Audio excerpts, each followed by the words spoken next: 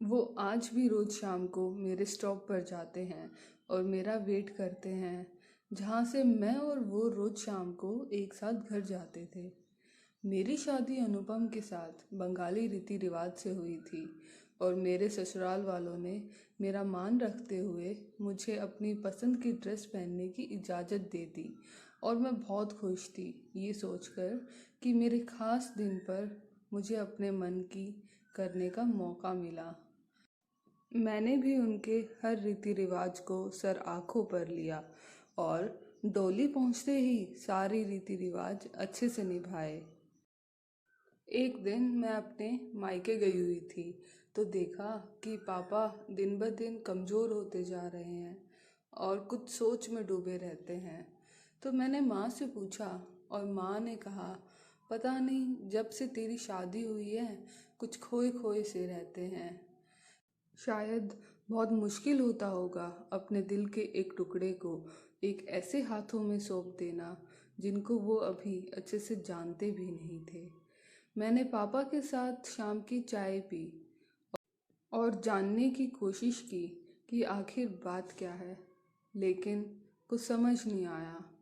अब मेरे जाने का वक्त हो गया था और अनुपम मुझे लेने आ गए थे। मैंने पापा से ऐसे हाथ छुड़वाया जैसे पापा ने मुझसे छुड़वाया था जब उन्होंने फर्स्ट टाइम स्कूल ड्रॉप किया था। मैंने पापा को कहा कि मैं जल्दी ही आऊँगी मिलने। कुछ दिन बाद मेरे चाचा का मेरा हालचाल लेने के लिए फ़ोन आया तो उन्होंने मुझे बताया कि मेरे पापा अभी तक ये एक्सेप्ट ही नहीं कर पाए हैं कि मैं अब पराई हो गई हूँ और उनके साथ नहीं रहती।